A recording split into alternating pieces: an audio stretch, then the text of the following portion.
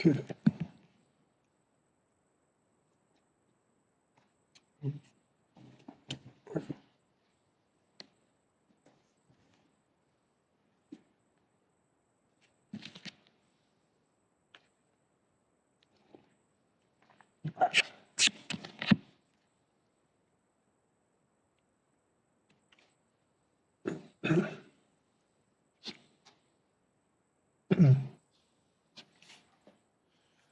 Okay, welcome back. Hope everybody had a good Thanksgiving holiday and staying safe.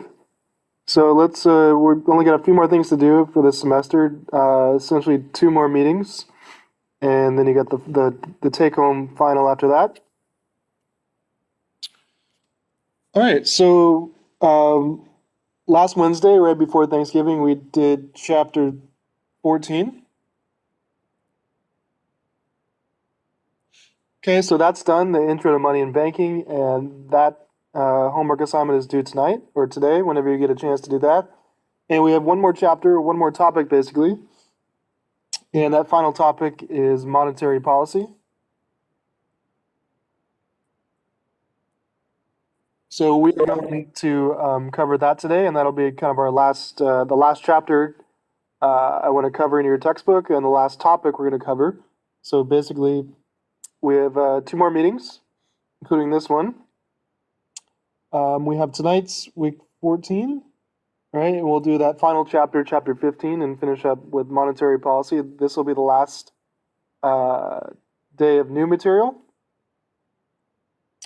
Our final meeting next Wednesday, we'll do the same as we always do before the exams, before both the midterms. We had a practice exam. We'll do that again next week. So next week, make sure you come because we're going to do a review session and kind of a practice exam, some review questions for the final.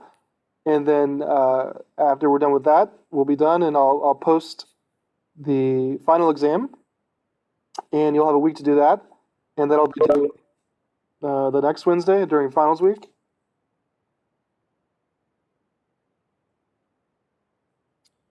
Which is December 16th. All right, and then that's it. And then I'll get your grades in soon after that. So let's finish up our last topic for the semester, I guess, which is monetary policy. And let's jump right into chapter 15.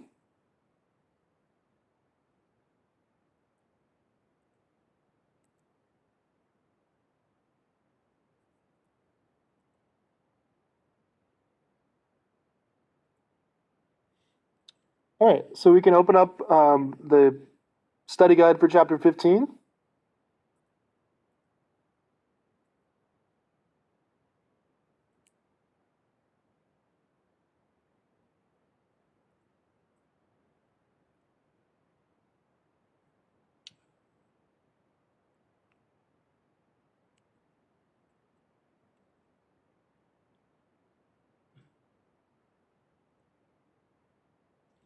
All right, and then if you want, you can go to the PowerPoints, and let's open up the PowerPoint for chapter 15. So this is our last PowerPoint.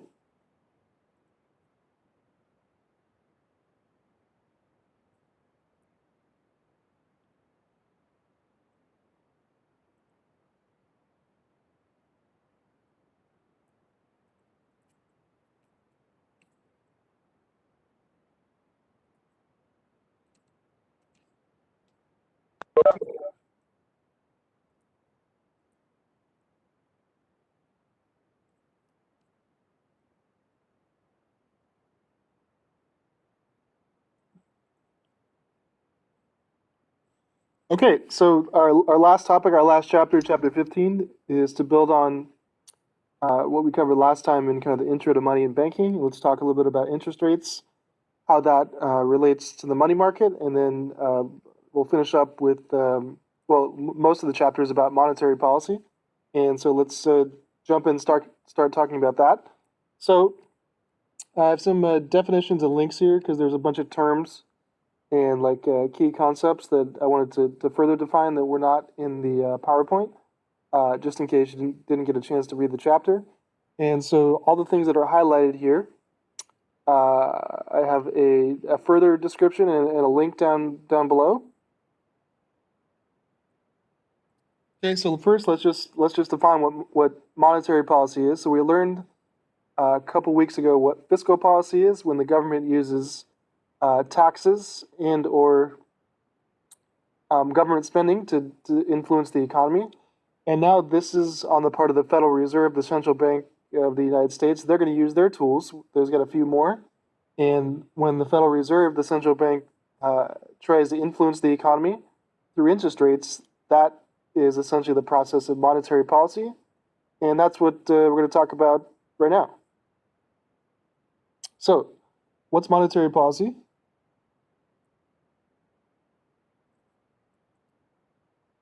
All right, so monetary policy is essentially a demand side of economic policy. And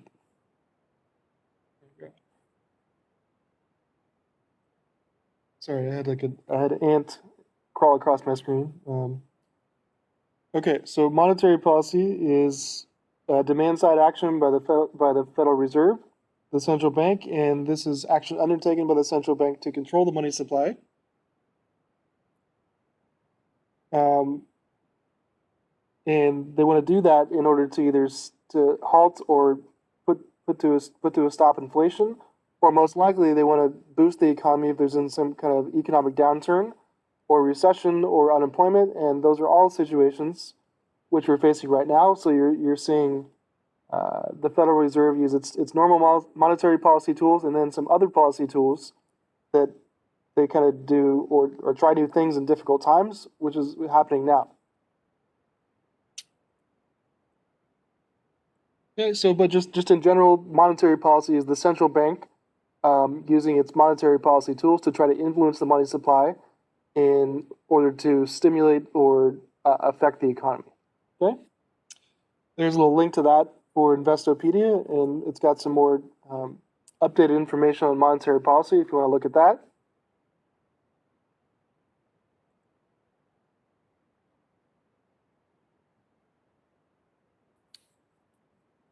All right. Next thing is we got to introduce interest rates because interest rates go along in the money market, and the money market is how monetary policy kind of has this chain effect result of boosting or slowing down the economy. So first, let's just talk about interest rates on slides 2 to 3 in the PowerPoint.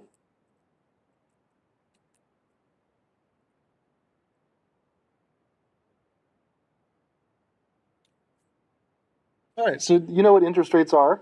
There's many different interest rates, and they serve the same purpose for different sides of the coin. And so it's essentially the price paid for the use of money for whatever you're using that money for. Okay, there's many different interest rates, and I'll mention a few on the next slide. But we're looking at what happens to kind of the general level of interest rates.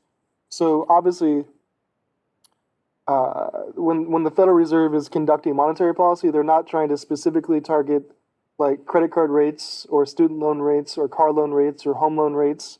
They're trying to get the overall level of interest rates to go up or down, most likely down, because when they go down, that is intended to stimulate investment. And so interest rates right now are super low, which we'll talk about more. And they're super low because the Federal Reserve has successfully influenced them to be low on purpose. Okay, and interest rates are determined in the money market, which is the intersection of money supply and money demand. Okay, so we're going to introduce that in a couple slides. But first, let's just look at some different types of interest rates that you might be familiar with.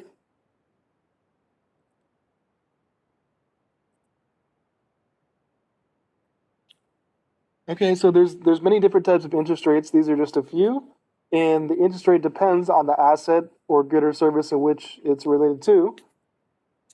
So there's treasury bond rates, which are the rates in which if you buy a government bond, which pays you a fixed interest payment for a number of years, and then the bond expires, in this case, the end of 20 years, this would be the rate of return on that.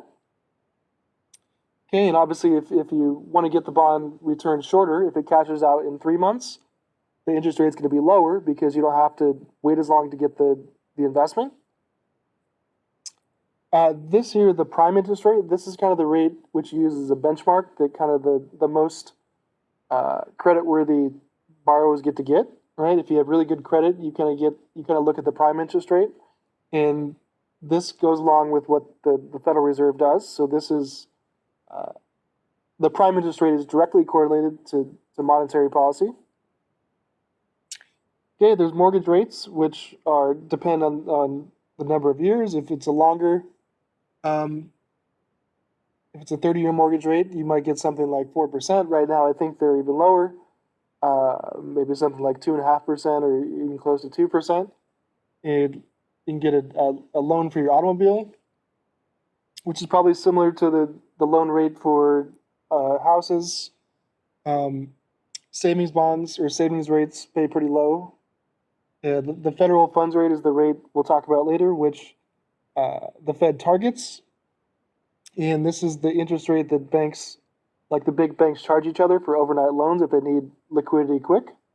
And you can see here the credit card rate, which is, in this example, 12%, but that can be a lot higher. So the point is that there's many different interest rates, and there's reasons why those interest rates are different.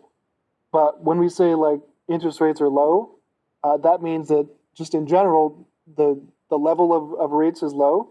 And so when the Fed tries to affect interest rates, it doesn't try to make them all equal. It tries to relatively push them up or push them down. So there's always going to be different levels, right? The credit card rate's always going to be high. The treasury bond rate's always going to be pretty low. But it doesn't mean that those things can't go up and down. And that's what we're talking about. So when we say interest rates are down, that means all of these are, higher relatively, but they're like this. If this is down, this might be 1%. If this is down, this might be 0.25%. If this is down, this might be 5%, right? So the rates are still different for different things, but just in general, all the rates are down when we say interest rates are down. Okay.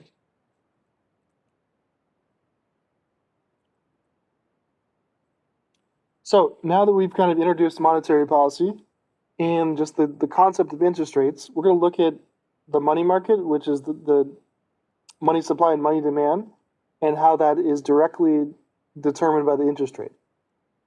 Okay, so let's look at slides 5 through 7 using what we know now about interest rates.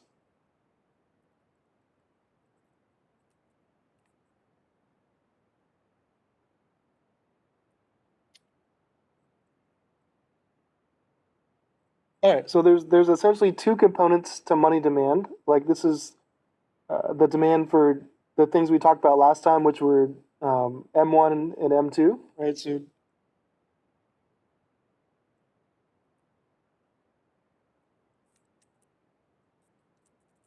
all right, let's just actually.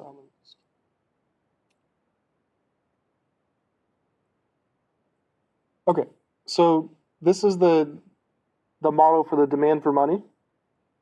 All right, so there's two reasons which we'll talk about here that kind of determine the shape of the demand curve for money. So why do you want to hold money? There's two reasons. So first, you want to hold money for transactions. So you want to hold cash and currency or just money in your checking account to make transactions, right? So you to make purchases. Even if you buy things on credit card, you have to pay those credit cards off eventually. That's the goal. So you need money to make transactions, and the total amount of money needed for transactions depends on GDP. So right now, since GDP is a little bit lower than it probably would otherwise be, the demand for money is probably a little bit lower, but you can see here that the level of money or the demand for money depends on how many transactions need to be made in the economy.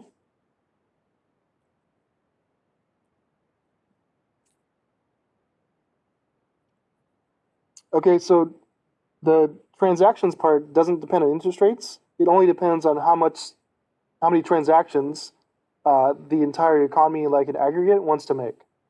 Okay, but there's also a component which does depend on interest rates.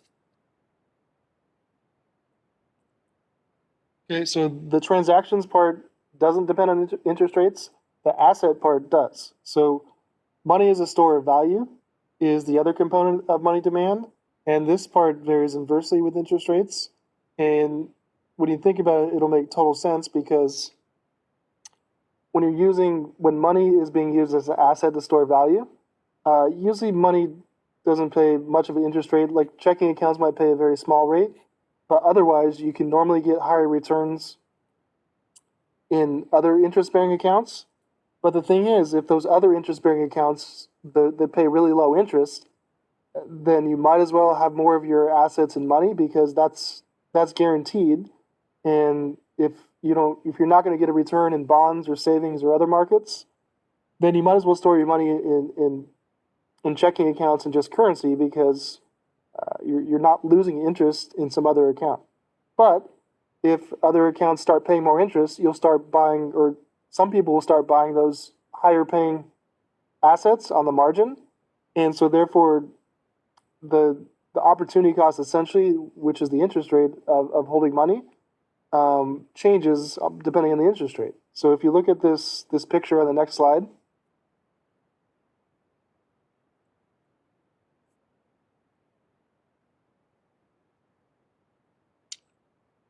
all right, so this panel A, or first, this is just the y-axis is the rate of interest, the interest rate, right? And so remember, there's a whole bunch of different interest rates, but just think of like the overall level of interest rates. This is what that is. Okay, and so this is the interest rate on the y-axis. And then down here, this is the amount of money demanded and supplied, I guess. So this green line on panel A, this is the transactions demand for money demand component.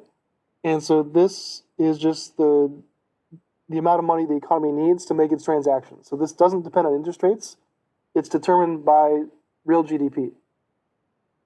Now this component, you can see varies inversely with interest rates because depending on what the interest rate is, that affects money demand. So when interest rates are high, the economy in general holds less money because they can get a high return in that interest-bearing account. But when interest rates are super low or close to zero, which they are now, the economy holds a lot more money just in currency and checking accounts because it's safer and they're not giving up any interest in these other accounts because they're paying nothing. So you can clearly see first the negative relationship between asset demand for money and interest rates, and then how that just the transactions part is determined for that. And so the total money demand is essentially this. It starts here, and then the curve starts there. So we need 100. What is this?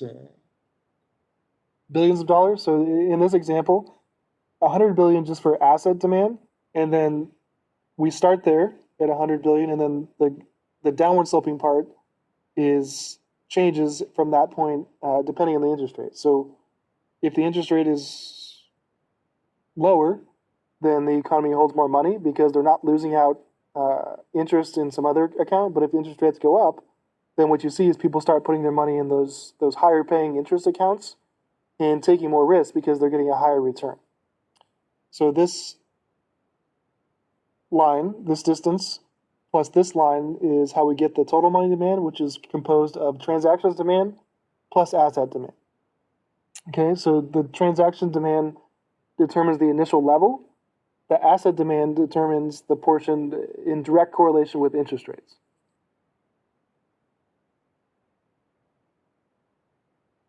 Okay, and then this red line is the supply of money, which is indirectly determined by monetary policy. And what we're saying here is there's some interest rate which clears the money market. And so this, in this example, it's 5%. That's the point at which money supply equals money demand. And that would be the market clearing interest rate for this example in the money market. All right. So, but if something changes, then that affects the equilibrium interest rate. But now you can see how interest rates are determined by money demand and the intersection of money supply, which in this example is 5%. Okay, so what we've learned so far with this money market model is money demand is determined by two components: the level by transactions and then the position which is determined by interest rates. All right, so this part is not affected by interest rates. This part is. When you add them both together, you get this, and then uh, the supply of money, which is determined by the Federal Reserve indirectly, and the position of the money demand and the money supply clears the market and determines the interest rate, which clears the market in the economy at a certain period of time.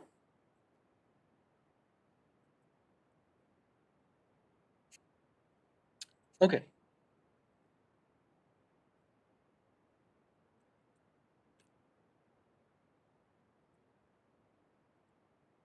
All right, so we've already learned a lot of things, or thrown a lot of information out there. So we're trying to learn about monetary policy, but first we had to learn about interest rates and the money market.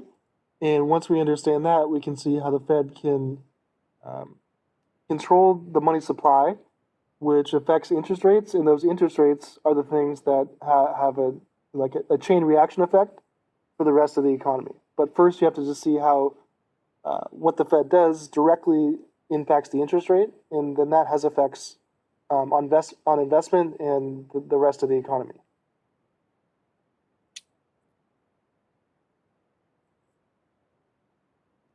Okay, so next thing is we're not going to talk too much about bond prices, but it is important to know that interest rates, since we now know what those kind of are.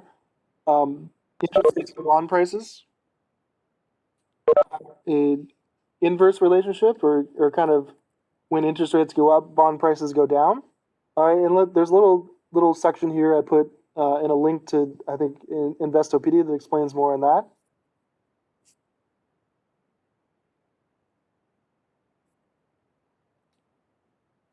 All right, so let me just run through this because you won't be tested on interest rates and bond prices, but it is important to know kind of what bonds are and how they relate to interest rates.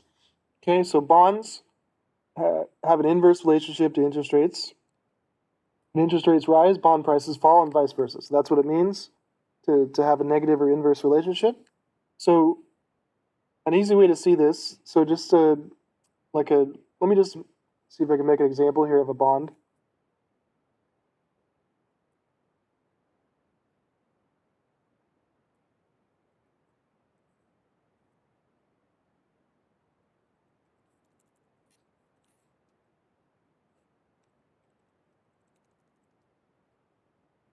Let me just, or let me just try to explain it. So you're probably familiar with what a bond is or a security, and so a bond or a security is a fixed payment investment in which you buy the asset, and it gives you a predetermined payment every year or every quarter or whatever until the bond expires, and then when the bond expires, you cash out for the coupon. Okay, so once you have the asset, you can buy or sell it. You can sell it, but the payment or the interest rate is determined already. So it's not directly influenced by the uh, given interest or the nominal interest rate. It's already determined when you make the bond contract. Okay, so when you have this bond, it says this bond will pay you $100 every year, and then in 10 years it expires and you get the $1,000 coupon, something like that. Okay, so you can see why this would have a negative relationship with interest rates, because if you just take away, so here, an easy way to see why bond prices move in the opposite direction of interest rates is just to consider a zero coupon bond. So take away the payments and just assume that your bond cashes out a higher value than the initial purchase price. So let's just look at the difference between the purchase price and the par value paid at maturity. So you buy the bond, and then when it matures, you cash it out for a higher return, which is essentially an interest rate. Okay, so if you have a zero coupon bond, which you're buying and selling at 950, and that at the end of maturity it pays 1,000. Okay, at the end of 1 year. So essentially, the rate of return is just the percent increase, which is same thing we've done is the difference over the original. Which if you buy something for 950 in a year it's worth 1,000, that's a 5.2%, 5.26% rate of return. Okay? So that's determined. But you can see that if the interest rate in the economy changes, that's going to affect the demand for this thing. So for a person to pay $9.50 for this bond, he or she must be happy with getting that 5.26% return. So you can see that if interest rates in the economy go up, then this bond is going to be less desirable.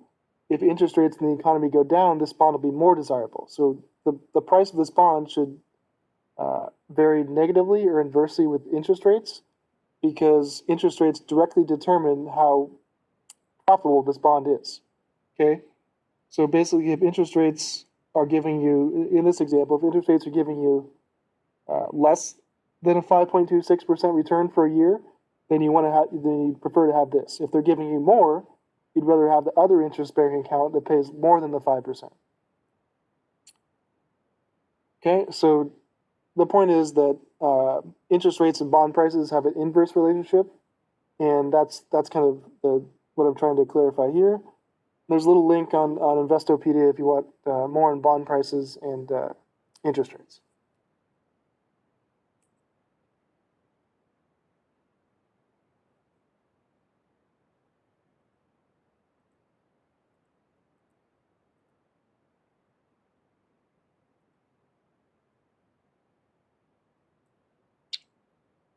All right, so the next thing is kind of the bulk of the chapter is to talk about the tools of monetary policy and then how that can be used to influence the economy.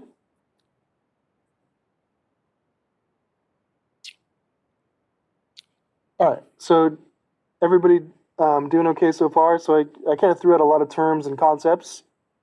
Just what monetary policy is, interest rates, and importantly, how the equilibrium interest rate is determined by the intersection of money supply and money demand, and then just a little side note on how interest rates and bond prices are inversely related. Okay, so any questions or comments before we start diving into monetary policy specifically?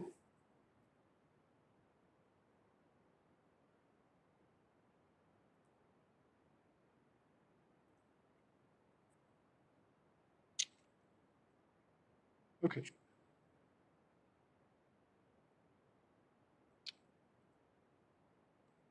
Okay, let's talk about monetary policy. So there's essentially, I mean, you can probably think of more tools, but there's 5 tools that the Federal Reserve can use that we're going to talk about that the Federal Reserve can use to conduct monetary policy. And there's 2 ways monetary policy can be used, either to boost the economy, which we're trying to do now, or to slow down the economy when we have inflation. Okay, so let's look at these things on slides 8 to 13.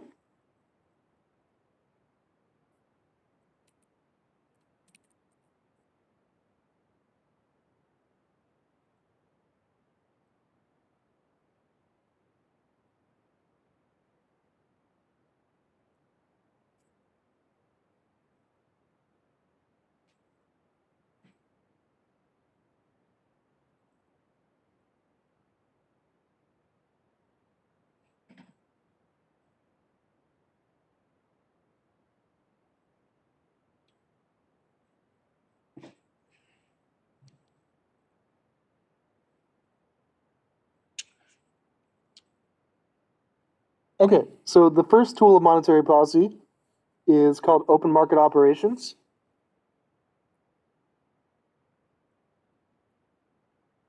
All right, so let me I'll make a list of them here in the chat so we can kind of keep count of the 5 of them.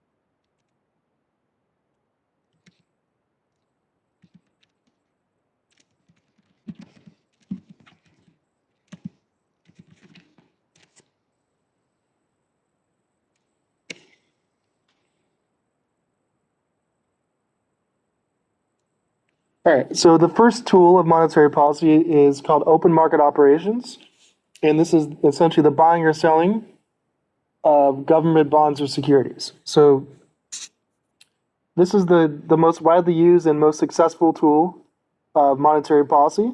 And what's going on here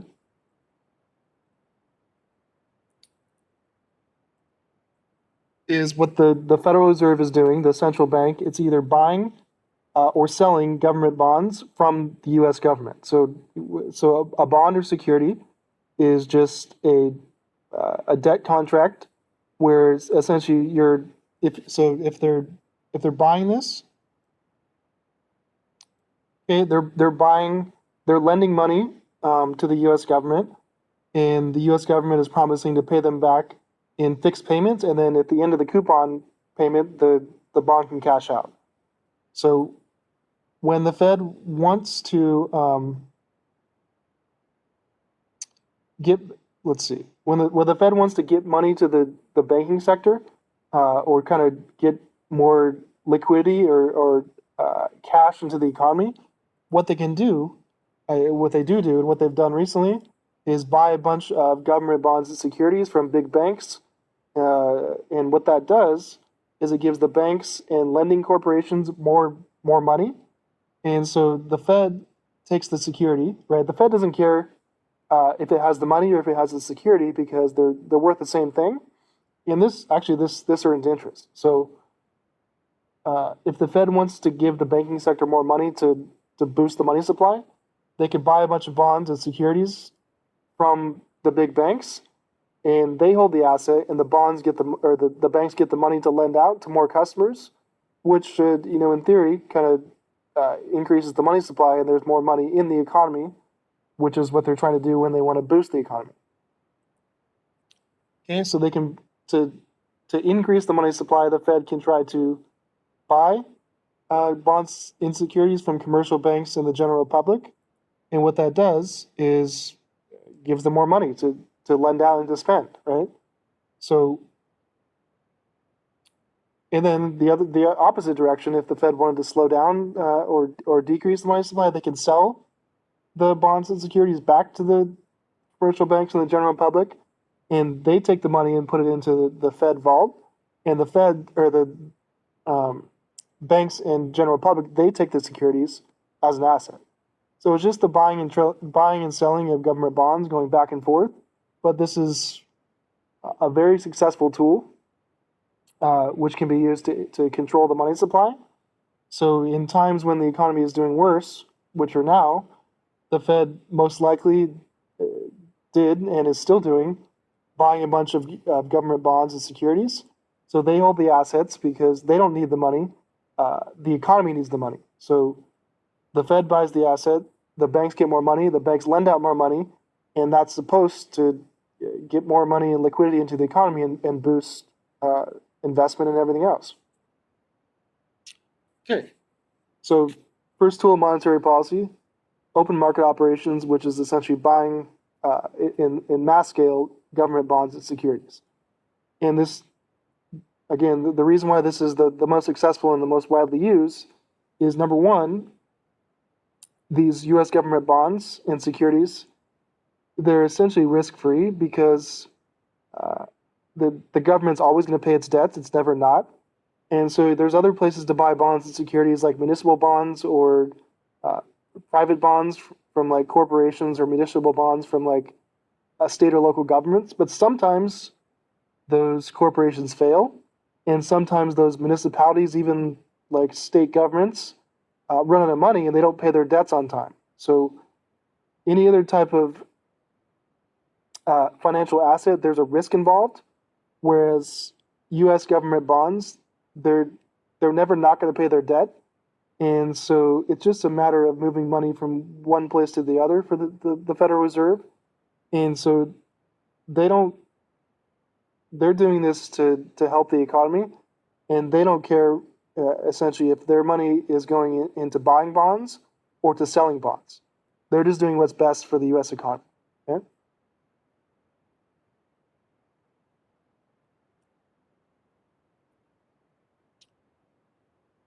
All right. So Next tool of monetary policy.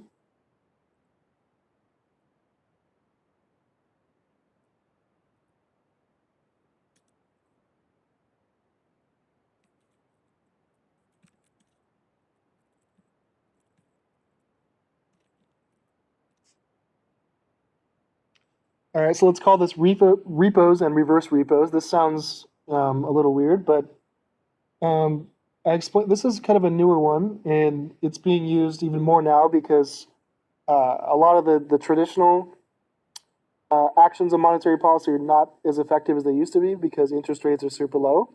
And so what this is, I think I defined it on the study guide.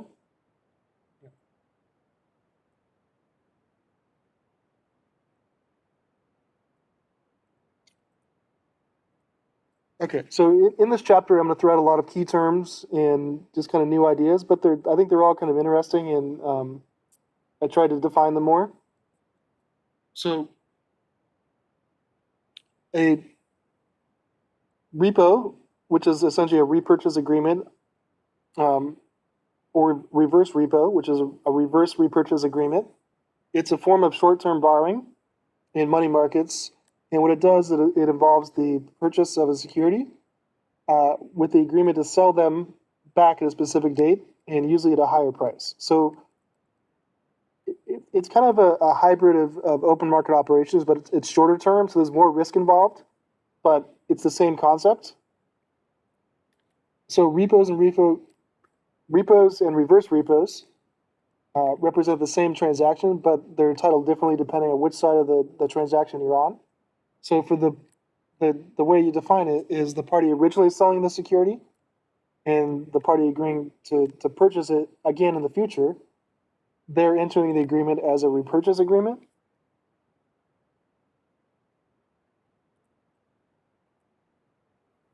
Okay, but then for the party originally buying the security and agreeing to sell it back in the future, from their perspective, it's called a reverse repurchase agreement. So for both parties, it's the same transaction, but depending on which side you're buying or selling, that determines if you're doing a reverse repo or a repo. But the concept is the same. So it's essentially a loan, but the repurchase agreement involves the sale of an asset that is held in collateral until the seller repurchases it at a premium. So there's an asset involved here, not just the promise of a loan. And so it's not until the asset is bought back that the money is received on the.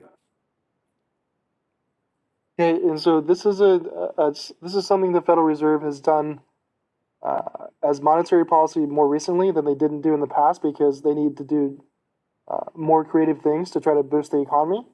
And so they'll buy some short-term security or some more risky security, and the bank or the whoever sold the security will agree to buy it back from the Fed at a higher interest.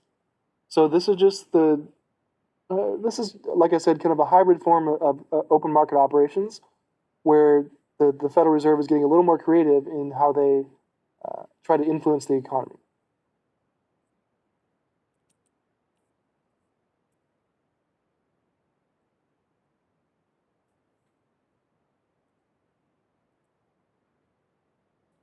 Okay, monetary policy tool number 3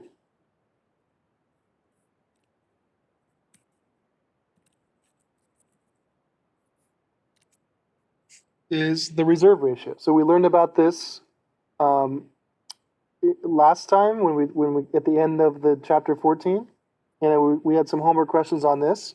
But we know what the reserve ratio. That's just the amount, the percent of reserves or the percent of liquidity the bank has that they have to keep on reserve and they cannot lend out. And we learned that this directly determines the monetary multiplier. So essentially, when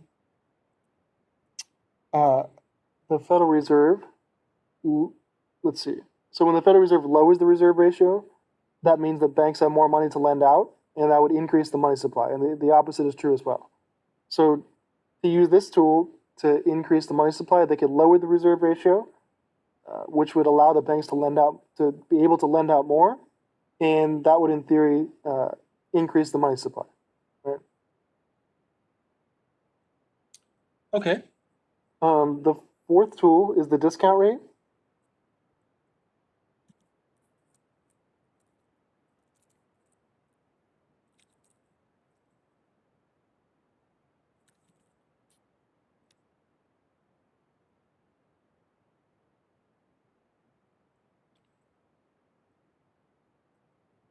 All right, and so the discount rate is the rate the Fed charges as kind of a lender of last resort for short-term loans to banks. And if big banks really need money, they can borrow it from the Federal Reserve at this rate, the discount rate. So you can see here that the Fed can control the money the banks get indirectly by changing this discount rate. Okay, so if they raise that rate, that means it's more costly for banks to borrow, and they'll borrow less on the margin. But if they lower this rate, the cost of borrowing goes down. Banks will borrow more money and lend it out to the general public. So in theory, if they lower the discount rate, that would have the effect of increasing the money that banks have to lend out and increase the money supply. Right?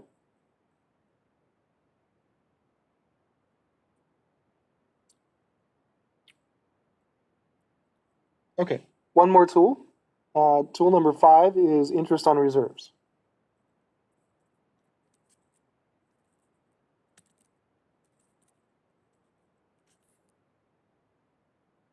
Okay, interest on reserves is interest. So if banks uh, keep more money, like if they choose not to lend out all their reserves and keep some of their reserves with the Federal Reserve pays them interest to keep that money with the Fed just in case the Fed needs it to buy government securities or do repos or whatever. But the point is, the more money the banks just let the Fed essentially keep in the vault, the more interest they pay.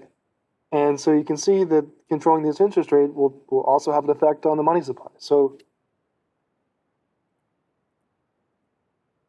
if the Federal Reserve pays more interest on reserves, then on the margin, banks might keep more money with the Fed because they're getting a higher interest rate. Just like if your interest rate in your checking account goes up or your savings account, that's good for you.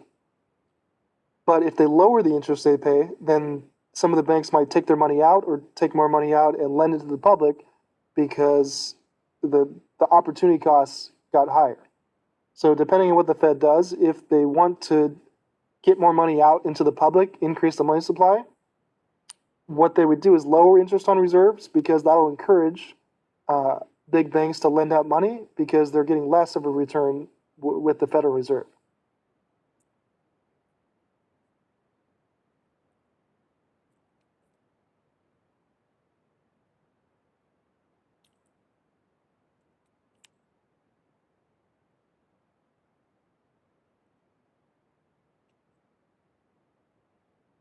Okay, so we'll come back to those. Those are the 5 tools. We talked about them a little bit. We're going to revisit those because this is kind of the main meat of this chapter. And so this just shows the effect of changing the reserve ratio and how that affects the money supply. So we learned about this, I think, last time in the homework at the end of chapter 14. But you can see that if less money has to be kept on reserve, then more money can be lent out. So you see this direct correlation between when the reserve ratio goes up,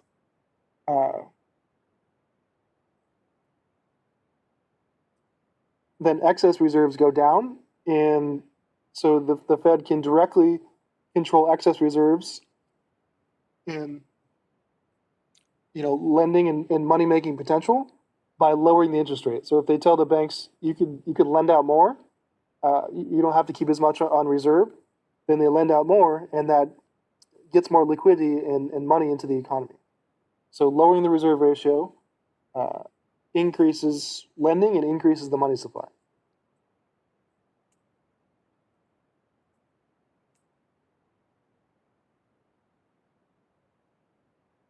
Okay, so open market operations are the most successful and most widely used monetary policy tool. And so let's talk about the types of policy. Just like fiscal policy, uh, the Federal Reserve might want to boost or speed up the economy, or they might want to slow it down if inflation is a problem. Now, right now, clearly, this is what we're trying to do is expand or boost the economy because we're essentially in a recession.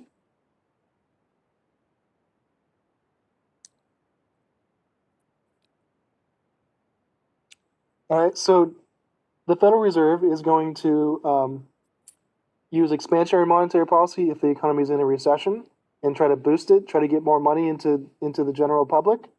And so these are the kind of things they're doing now or have done. So to boost the money supply or to conduct expansionary monetary policy, the Fed would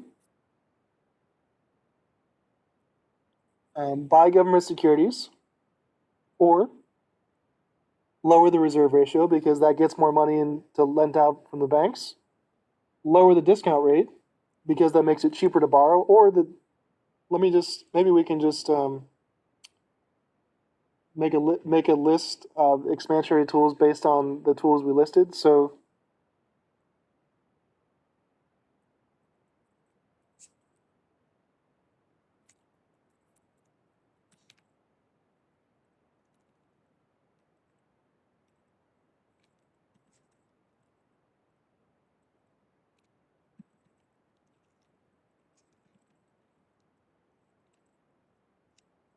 all right. So to conduct expansionary monetary policy, the Fed can do one of these five things, or some combination of them all. Okay, so if we're looking at open market operations, they can buy government securities.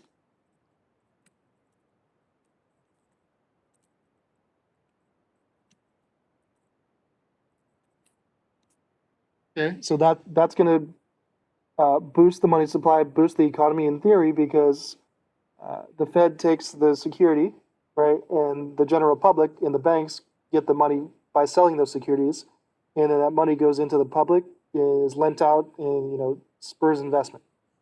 Okay, by using the reserve ratio, they can lower the reserve ratio.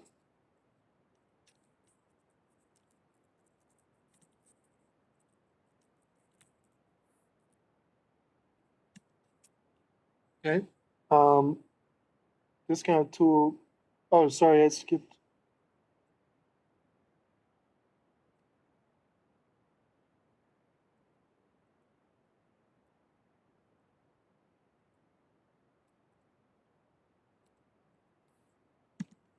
All right, well, I switched them, but so that was number three, but this is now number three because I skipped one.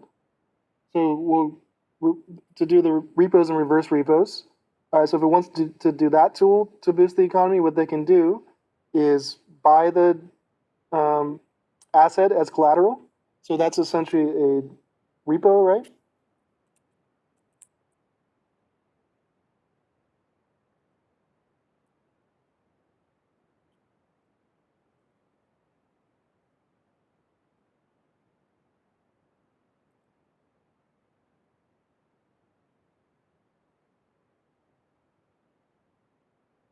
Yeah. Okay. So for the party, which in this case would be the Federal Reserve, buying the security and agreeing to sell it back in the future, it's a reserve. It's a reverse repo.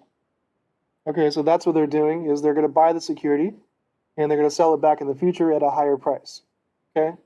So essentially, to use this concept, uh, the Fed would to boost the money supply or to conduct expansionary monetary policy, they would do a reverse repo.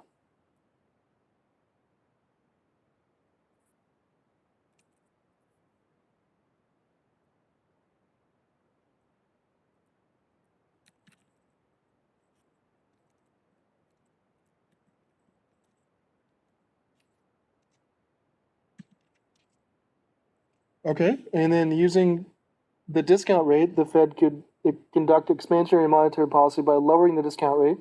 Okay, because that makes it cheaper to borrow.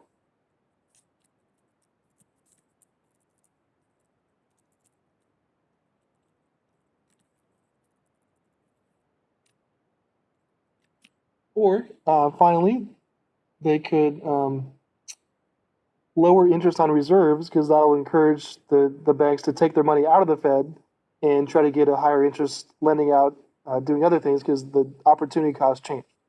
So they could lower interest on reserves.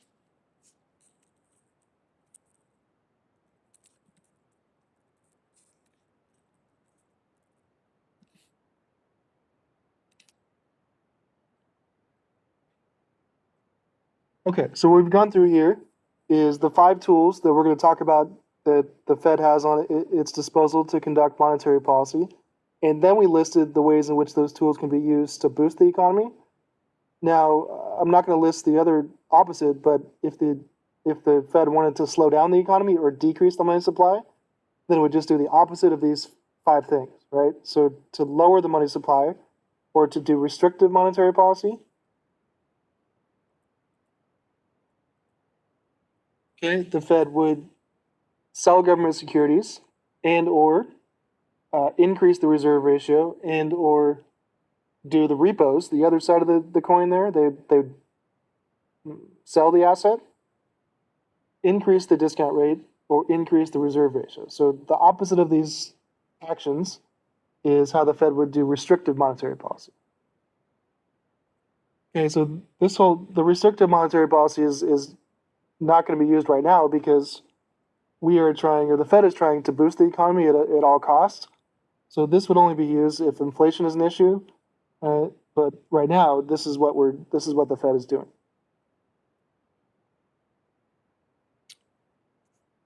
Okay. Yeah.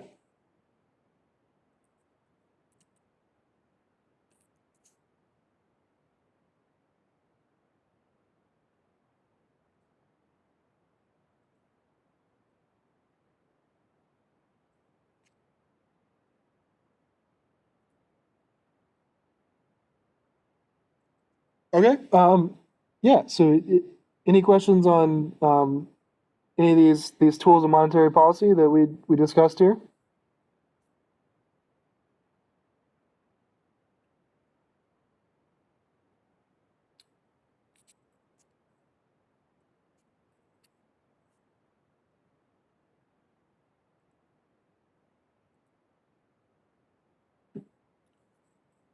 Okay.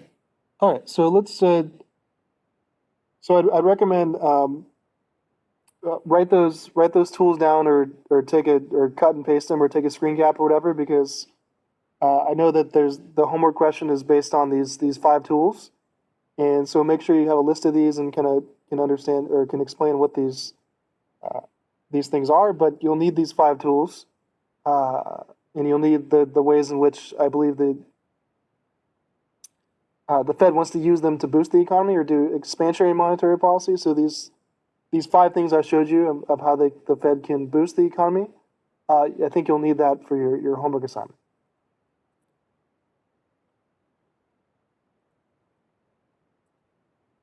Okay, and I know that when if you rewatch the video, you can't see the chat, right? So anything I write in the chat, I don't think you can see in the video because I can't see it when I go back and rewatch it. But I can. I don't watch it. I can't. I don't like listening to myself, so I don't watch it too much. But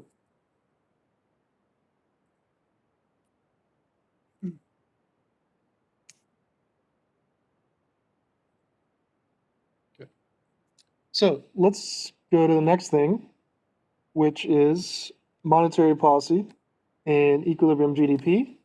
And so this is going to show how the Fed does its policy tools, goes through the money market, and that has a cause effect chain, and it will either boost or decrease GDP.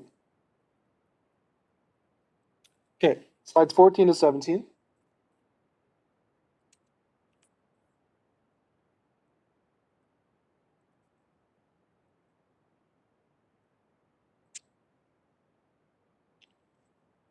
All right. So here's what's going to happen here. There's monetary policy goes through the money market and then has a chain reaction effect that in theory affects the rest of the economy. So the level of the money supply has a indirect effect on price levels and GDP. Okay, so we start in the money market, and then we go through the investment demand market, and that affects investment, which affects aggregate demand, which affects the level of GDP in the economy. So let's look at how both expansionary and restrictive monetary policy can be used graphically on this next slide.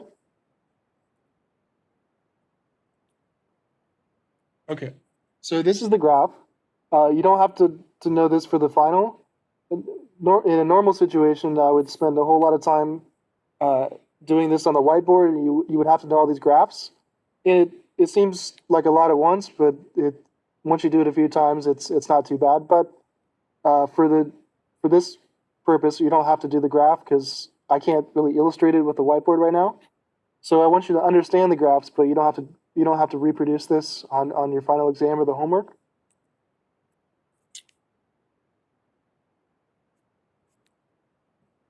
Okay. All right, so here's what's going on. So we start in the money market, and so if let's say we're starting here at what is this, 8%, and we're starting here with the middle one,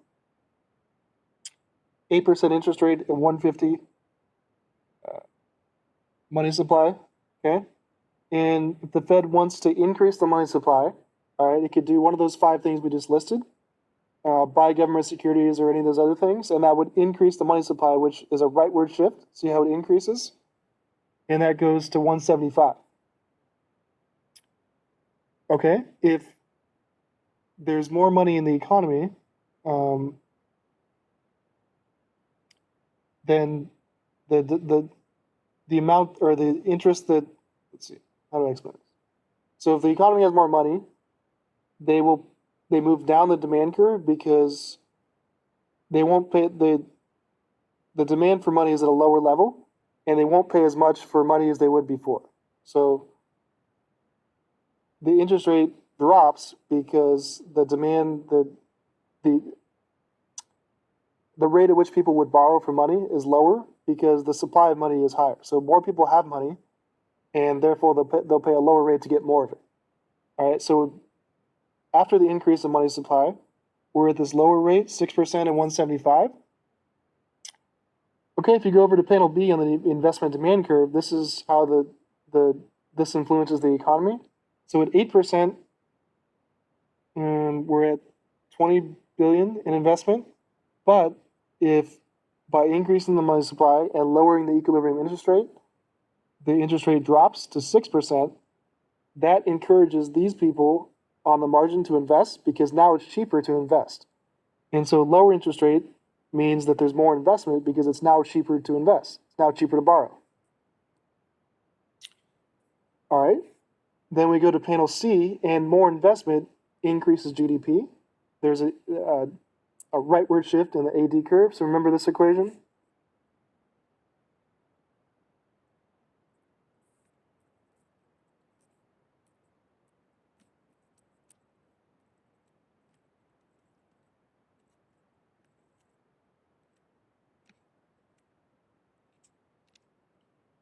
Okay, so we learned that GDP is determined by consumption spending, gross gross private investment, which is business spending, government spending, and net exports.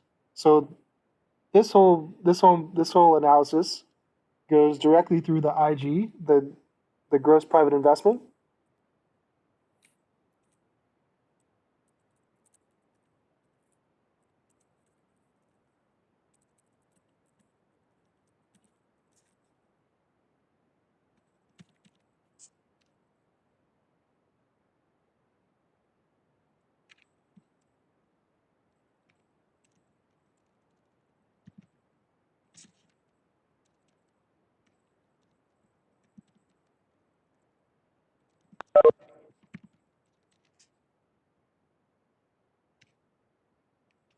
Okay, so remember, IG, gross private investment, is essentially private business spending or spending by firms.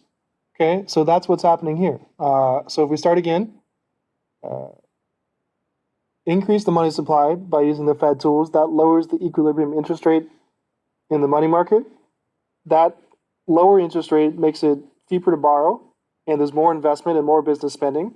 And by definition, if this IG goes up, that shifts the AD curve to the right, and see that we get to a higher level of GDP and a higher price level.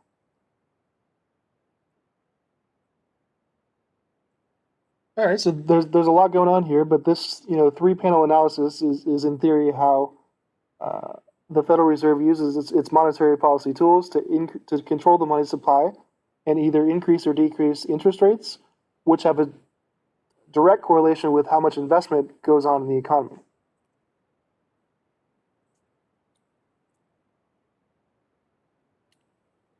Okay, so this process works very well unless interest rates are really, really low, which they are now, in which case it's very hard for the Fed to push interest rates lower than essentially zero or really low levels.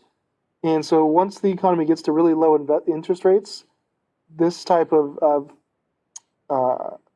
monetary policy becomes less effective because we've already got interest rates so low that you can't really get any more investment, and that's a problem if interest rates get super low, which they are getting to at this point.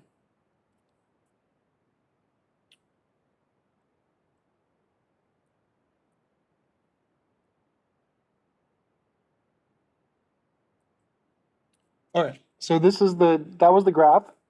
This is the little flow chart, I guess, of what happens. So if we have unemployment or recession, which we do now, you want to try to use expansionary monetary policy by doing one of those 5 things: buy government bonds, lower the reserve ratio, lower the discount rate, or reverse repos, or lower interest on reserves.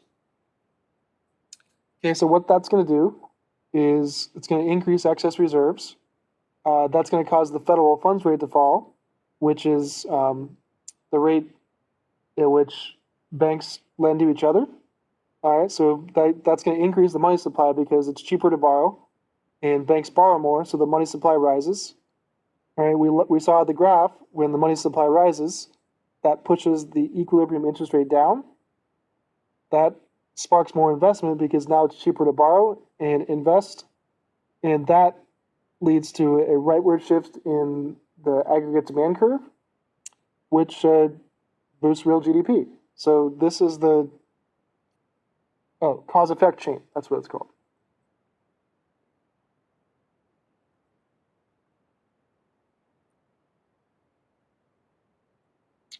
Okay. Then, so this is not of interest at the current state of the economy. But if let's say the economy is growing too rapidly out of a recession and prices were growing too high, we had inflation as an issue. Then if the Federal Reserve wanted to kind of slow down the growth of the economy, what they could do is the opposite of those things. So to do restrictive monetary policy, the Federal Reserve could sell bonds, increase the reserve ratio, increase the discount rate, or repos, or raise interest on reserves, right? So that would have the opposite chain effect, which would decrease excess reserves. That would cause the federal funds rate to rise because it's banks need money more, so they'll borrow at higher rates. Okay, so the money supply falls because it's more expensive to take out money.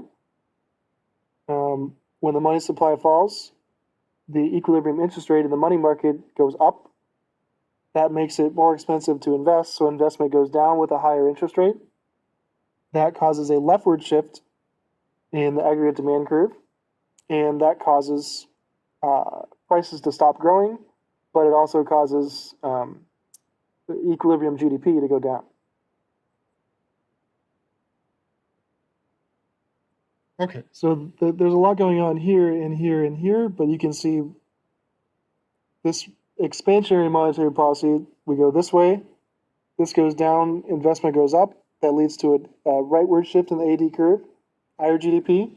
When we do restrictive, that's a leftward shift in the money supply, higher equilibrium interest rate, lower investment, which means if investment goes down, the AD curve shifts to the left, and we're left with a lower real GDP.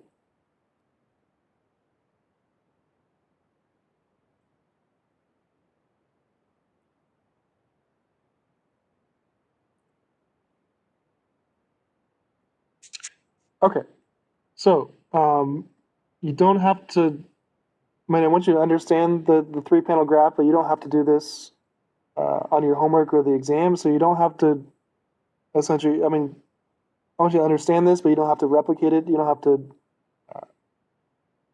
produce the three graphs on your homework or your exam.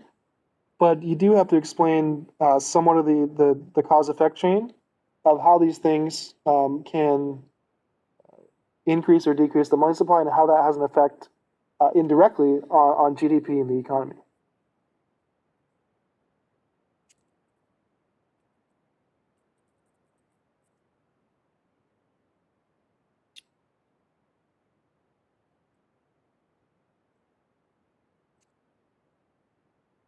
Okay,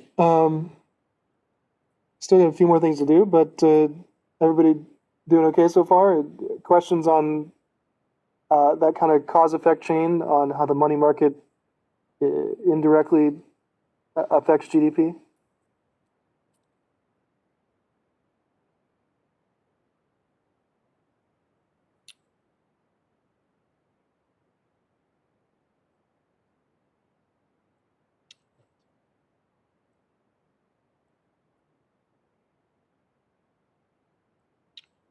Okay, let's move on to.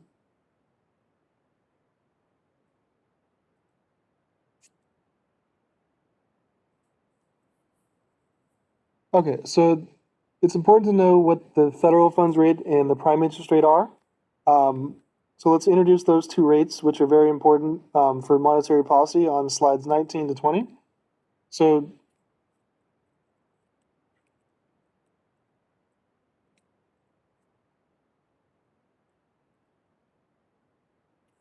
okay, so the federal funds rate is defined as the rate banks charge each other on overnight loans. So I mean, this is what the Fed targets. And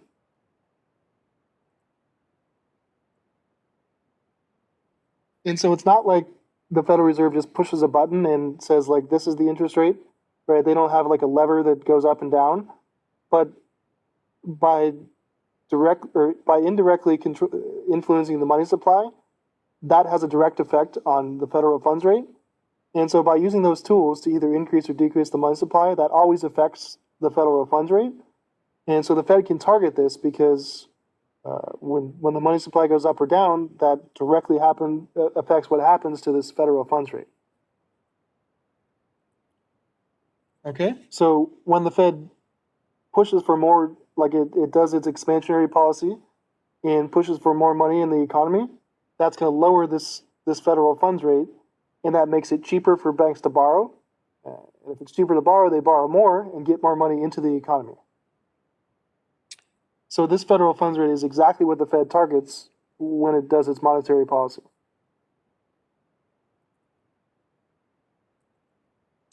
Okay, so I think on one of the slides we defined the prime interest rate, and the prime interest rate is essentially the rate that you use as a benchmark for the best type, the really credit-worthy borrowers. And so it's always going to be higher than the federal funds rate because the federal funds rate is only for really big banks for overnight loans. And so the general public doesn't get access to that rate. But they do, but some, like if your credit score is really good or you're making a sound business investment, you can borrow at something near the prime interest rate. And you can see that when the Fed does something to the federal funds rate, the prime interest rate directly moves with it. So this is what's happened since in the last like 15 years or so, up to 2016. So you can see it's almost uncanny how much they move together. So it's not like the Federal Reserve is just saying like this is the rate. The Federal Reserve targets the federal funds rate, okay, and then the prime interest rate moves exactly along with the federal funds rate. So see how they kind of move together. So the blue one is always going to be a little bit higher, but they clearly move together. So what happens to this affects what happens to this, right?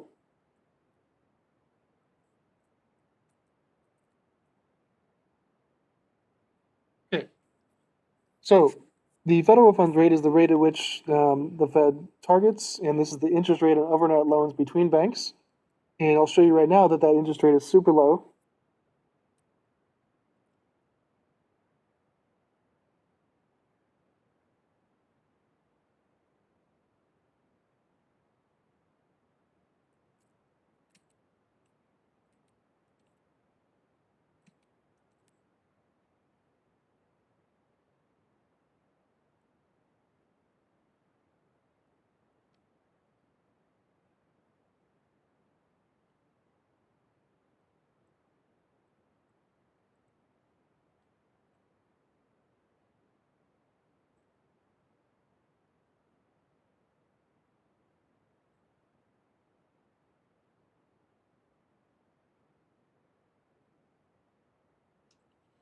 All right, well, it's not showing up, but let's see if we can.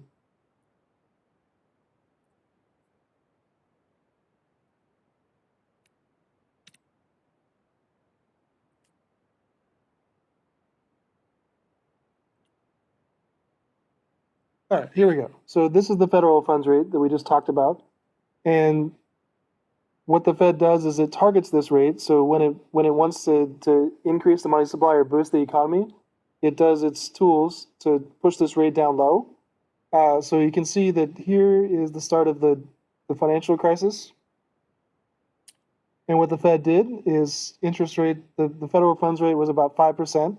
It used its tools to push that rate down low to about 0%, right, to encourage investment and boost the economy. And it did that, and it kept it at about 0% till for almost 5 years. Okay, and you can see here that it started increasing the interest rate because the economy was doing better, and therefore, it's for a healthy economy, it's good to increase this rate because if it stays at zero, then monetary policy becomes ineffective. And here we are again, the current recession. The Fed used its tools, pushed the interest rate down low to conduct monetary policy. So this is, see right here, let me see if I can zoom in.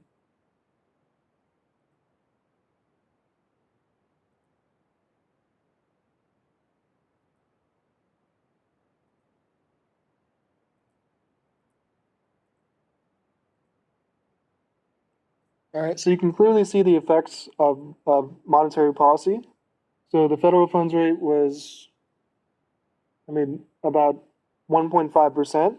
And all of a sudden the Fed's like, okay, this is the pandemic.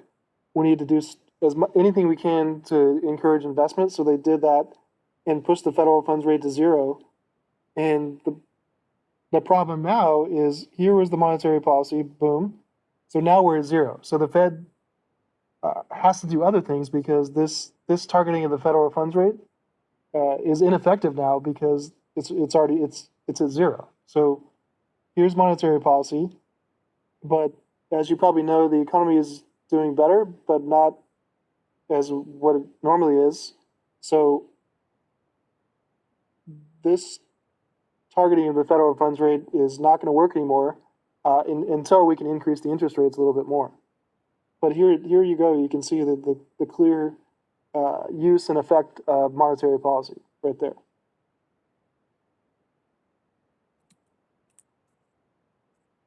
Okay, and we'll see here that the prime interest rate, the rate at which interest rates are used as a reference point for a wide range of bank loans, this goes along with the prime interest rate. Okay, so let's see what happened there.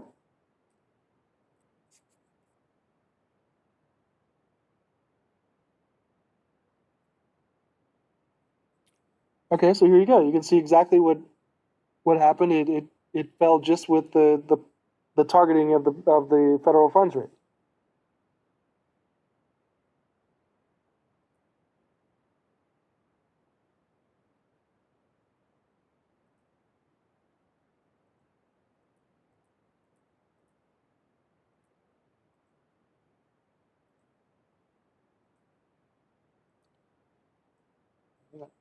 Let me see if okay, so here's exactly what happened recently. So here was when interest rates were going back up again. This is the prime interest rate. You can see it follows the pattern almost identically. I mean, the interest rate's a little bit higher, but it follows the pattern of the federal funds rate, where here the federal funds rate was pushed to zero, and the prime interest rate was pushed to 3.25%, and that's essentially as low as that can go because businesses can't make money at lower lending rates than that. But federal funds rate dropped, the prime interest rate dropped, and we're at this point where the federal funds rate is about 0%, and the prime interest rate is about 3%. So just in general, interest rates are historically low right now.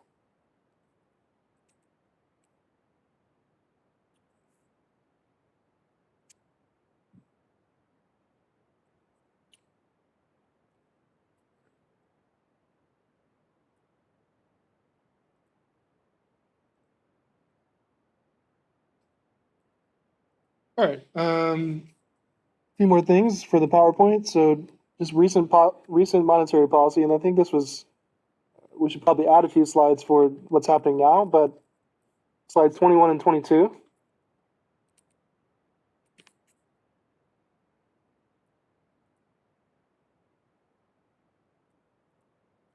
All right. So after the monetary policy has been very active, especially after uh, the financial crisis, 2007 and 2009, and the current economic crises. So the Federal Reserve responded quick and did more creative and innovative things after the financial crisis.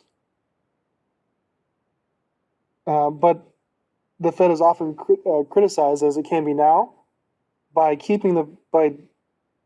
effectively using its tools to push the interest rate too low.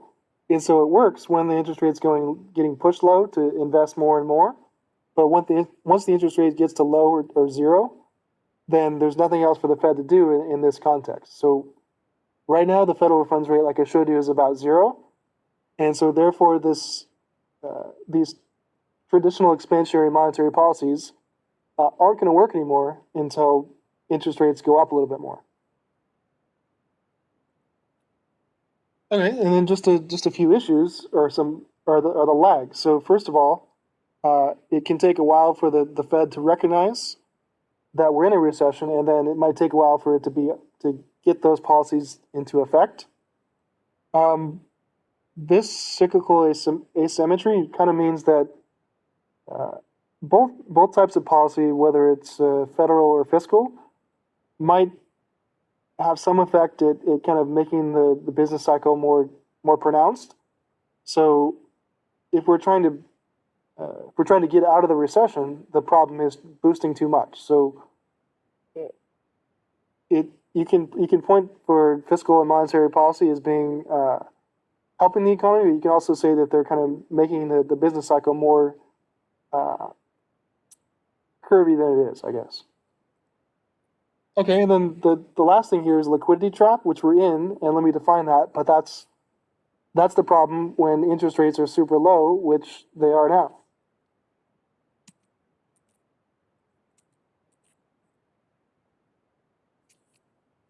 Okay, so let's talk about the final two concepts, which I have here as the liquidity traps and quantitative easing.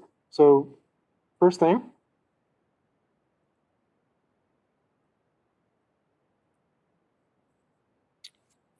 Okay, so another term, what is this liquidity trap?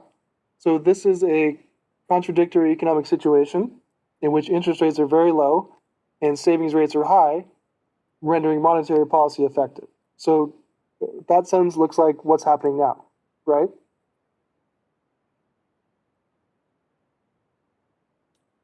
Okay, so I showed you the historically low interest rates here.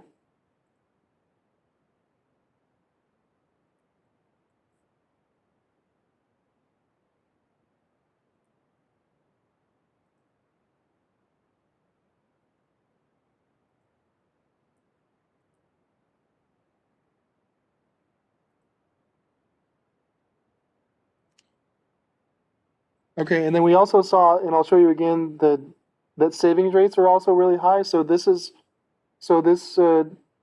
concern about the liquidity trap is occurring now.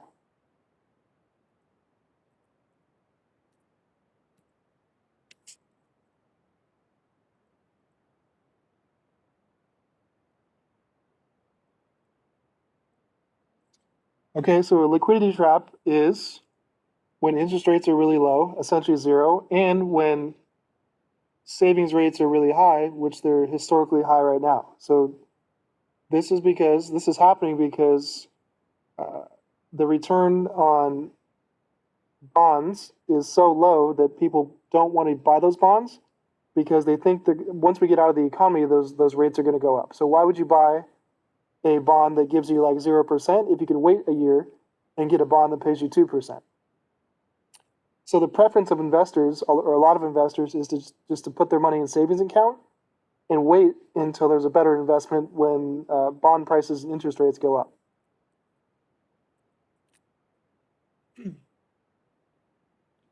Okay, so this issue is happening now. So this John Maynard Keynes described this when consumers choose to avoid bonds and keep their funds in cash savings or savings accounts because interest rates can soon rise, which we think is going to happen after we get out of the recession. Okay, so because we learned that bond prices have an inverse relationship with interest rates, consumers don't want to hold their assets with a price that's going to decline. So if you buy a bond now with a really, really low interest rate, then in a year from now, that asset might be worth a lot less. So you don't want to take that risk. You might as well just put your money in a savings account. And if you want to buy a bond, you can wait a year or two until the price goes up again or the return goes up again. Okay, so this is what's happening with investors now. They're doing this. Uh, so when the central bank efforts to spur economic investment are hampered by the inability to lower interest rates, then it's hard to encourage investment because of this problem. So this is the current situation we're in, and this happens when interest rates get super low, uh, which is happening now.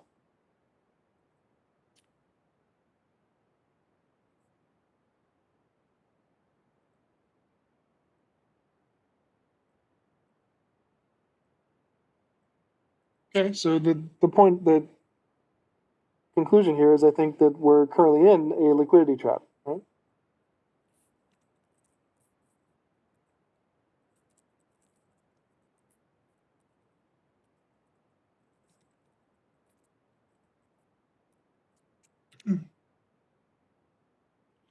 Okay, so when you go home for uh, Christmas or whatever, your vacation, I want you to explain this because it'll make you sound really smart. So when you get to the dinner table at Christmas or whatever, just start talking about liquidity traps because it'll make you sound good.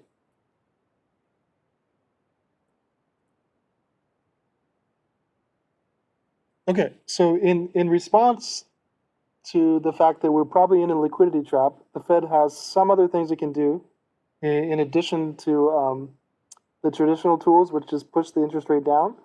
Interest rate's already down. So another thing you can do is this concept called quantitative easing.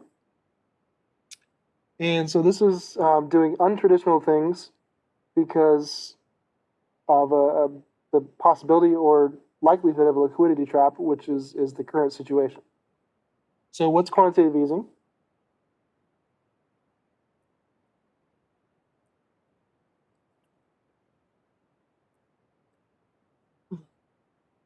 Okay, so quantitative easing is a form of unconventional monetary policy which the central bank, the Fed, purchases longer term securities uh, from the open market to increase the money supply and encourage lending and investment. So this is another way of trying to add more money to the economy, and it can lower interest rates, which are already low, but it can also bid up the price of these securities. So when the short-term rates are either at or approaching zero, which is the current situation, then the normal open market operations, which we talked about, which the target of the interest rate, those don't work anymore, and because of the liquidity trap.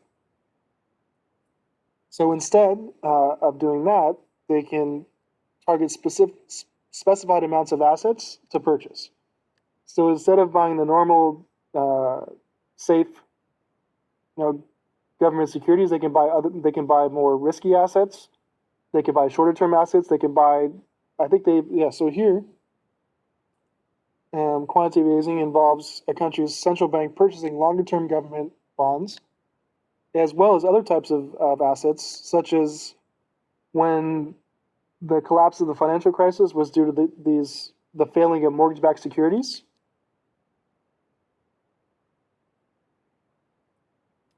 Okay, so remember in the last lecture we learned a little bit about, or a little more about, uh, the financial crisis or the Great Recession of 2007, 2008, 2009.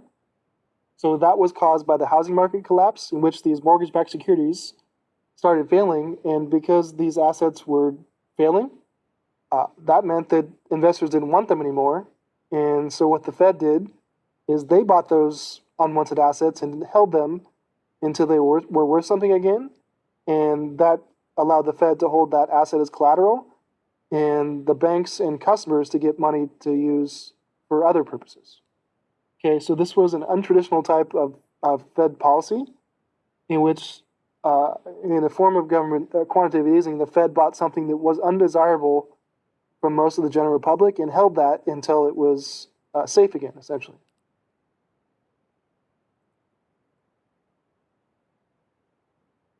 Okay, and then in addition to some other things, the Fed has done even more unconventional quantitative easing methods recently in response to the current COVID-19 situation. So in response to the economic shutdown caused by the COVID-19 pandemic, way back in March, the Fed acted right away. And what they did is they announced a quantitative easing program that alleviated about $700 billion. So that $700 billion went to buying unconventional assets that would try to boost other ways of the economy. So I think one of the ways they did that is they essentially bought like portfolios of stocks, private stocks, which they don't usually do, but they wanted to spur business investment. And so to do that, they had to buy unconventional assets like stocks and bonds, because the traditional concept of pushing interest rates down didn't work anymore because they're already about zero. So quantitative easing is just doing untraditional things to try to get money into the pockets of businesses or customers that wouldn't otherwise that need it in the current situation, because doing it through interest rates isn't working. So they had to do something else.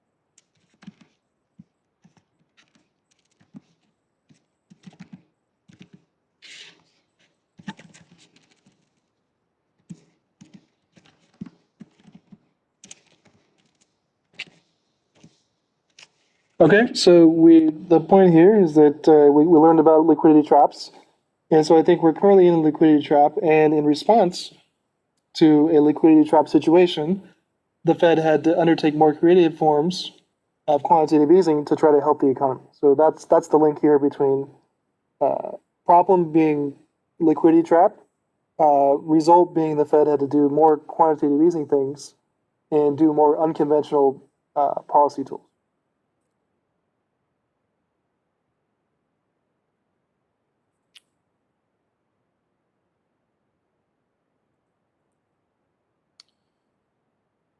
Okay, let's see. Okay,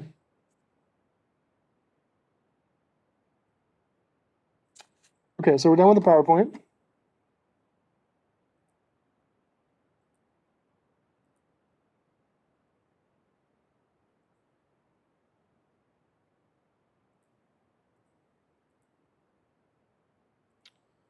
All right, so there's some optional videos that I'd recommend giving a look at. So this one's on monetary policy in the Federal Reserve. When we had former Chair Janet Yellen, who's now, I believe, just hired or just appointed by President-elect Joe Biden as some very important, but she's not going to be the new Fed chair again. But she's doing something very important, and she was just appointed by President-elect Joseph Biden to be back. So she used to be the Fed chair, and now she's back doing another important thing. This one's on quantitative easing.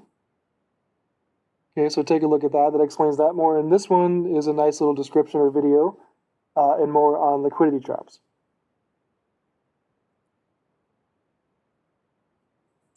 Okay, so we talked about monetary policy, interest rates, in bond prices, repos and reverse repos, liquidity traps, quantitative easing. All right, now let's look at some examples.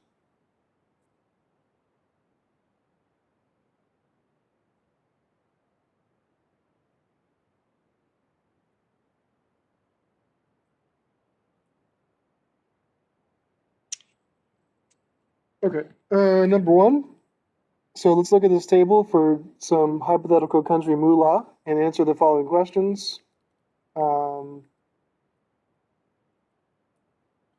Okay, so here's money demand, here's money supply, here's money demand, here's the corresponding interest rate in the money market, and then the next panel over is investment, potential GDP, and actual GDP.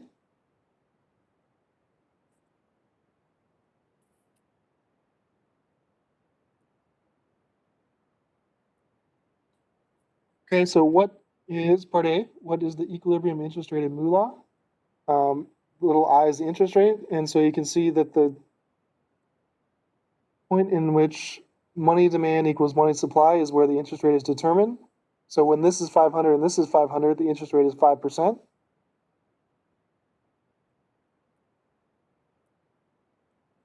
What is the level of investment at the equilibrium interest rate? And so at that 5%, you can see that investment is 20. All right, part C, is there either a recessionary output gap, which is negative GDP, or an inflationary output gap, positive GDP gap at that interest rate, and what's the amount if there is one? So you can see that at the current money market equilibrium, 5%, this is potential 350. We're at 330, so we're under our full employment, or we're under full potential. So there's a gap, we're 20 below what potential is. So there's essentially a recessionary output gap of 20. And then D, given money demand, how much would the moolah central bank need to change the money supply to close the output gap or get us to our potential? So the point here is to find,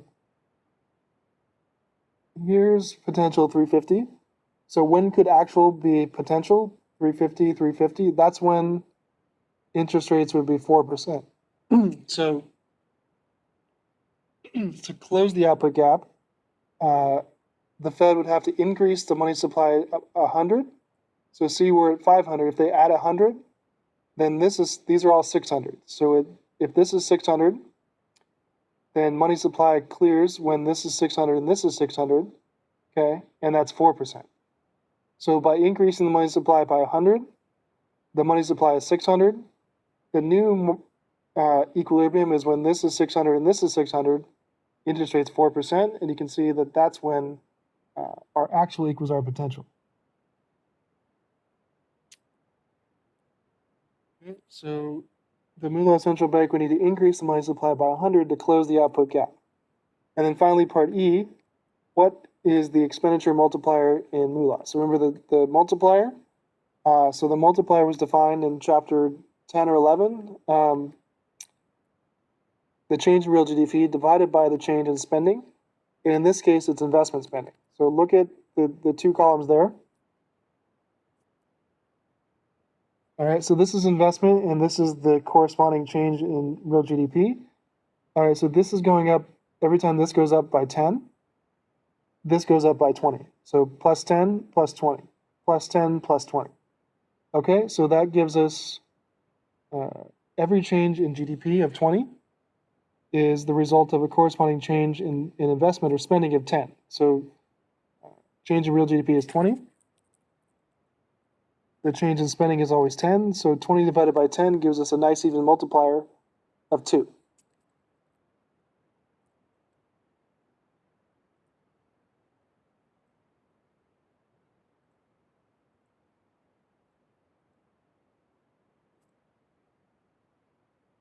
Okay.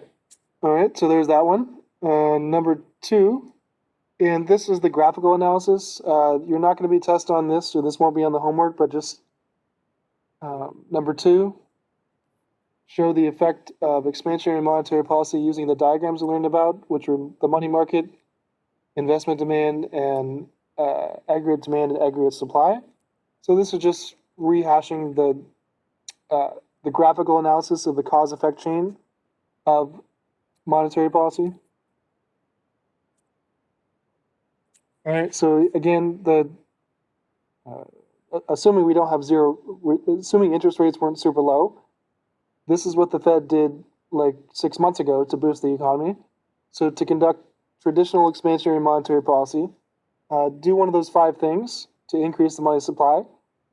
That shifts the money supply curve to the right, and that gives us a new lower equilibrium interest rate. That lower interest rate gives us a higher level of investment.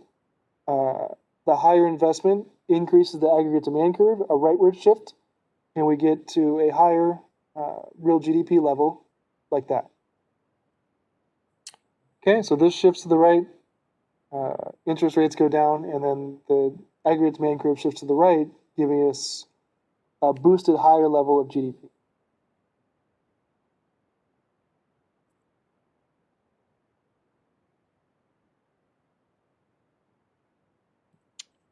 Okay.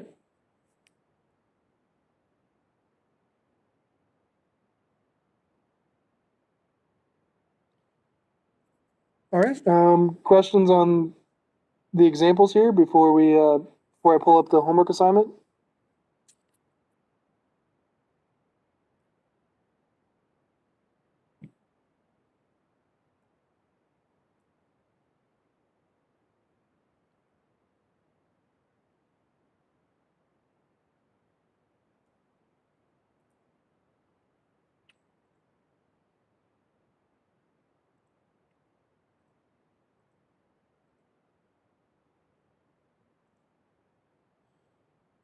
All right, so let's go. This is your last homework assignment.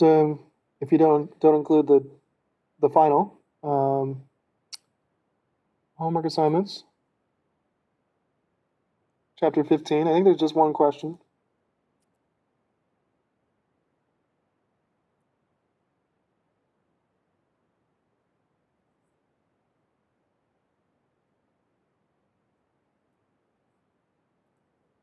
All right, yeah. So this is it. Just kind of a nice summary to make sure you understand everything going on with the 2 types of policy we talked about: fiscal and monetary. So fiscal and monetary policy, you don't have to do any graphs. So part A.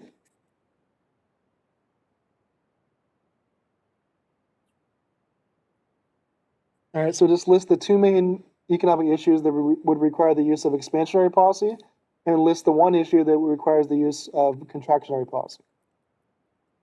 Okay, so the Fed, the U.S. government would conduct expansionary fiscal policy, and or the Fed would conduct expansionary monetary policy in response to what 2 issues? And right, and B, we discussed 2 tools last time that the government can use to do expansionary fiscal policy. Okay, so just list those 2 tools and briefly describe how each policy tool would lead to an increase in GDP, just a couple sentences each.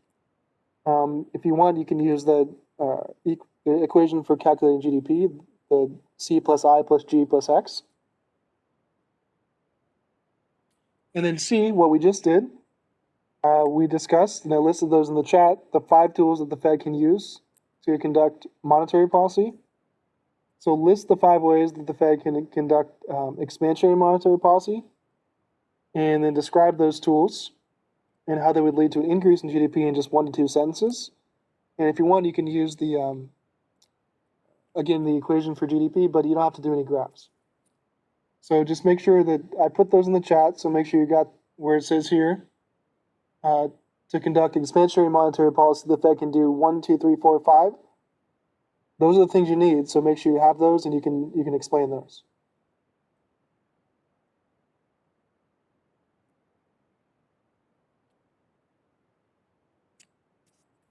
Okay, so questions on what I want you to do here for the homework?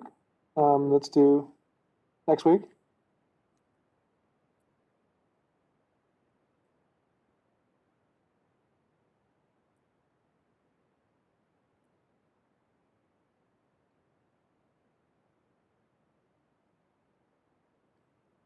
All right, everyone's got the five methods there, the five tools. All right.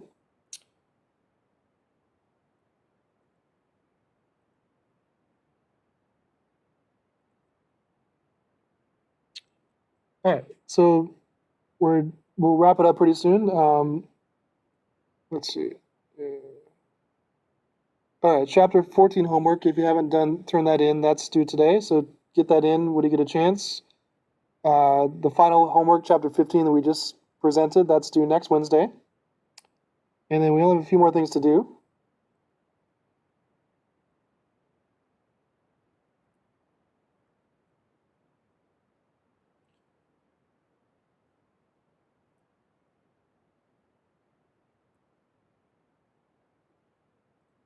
All right, so we've done all the we're right on schedule. We've done every single chapter I wanted to cover. Chapters 1 through 5, 6 through 9, 16, and then 10 through 15. So hopefully you've got all of that stuff, or at least the main points. So we finished all the new material, and then next week, what I want to do is I'll prepare a practice exam, and we'll go over some practice questions for the final, and that'll be our agenda next week. So next week we'll do a review session for the final, and then once we're done with our final meeting, I'll give you guys the final exam, which will be due, I guess, in 2 weeks. All right. So if there aren't any questions, then I think that's it for tonight, and I'll see everyone next week for our final meeting. And everyone, have a good rest of your week and stay safe. And thanks for joining. Thank you. Thank you.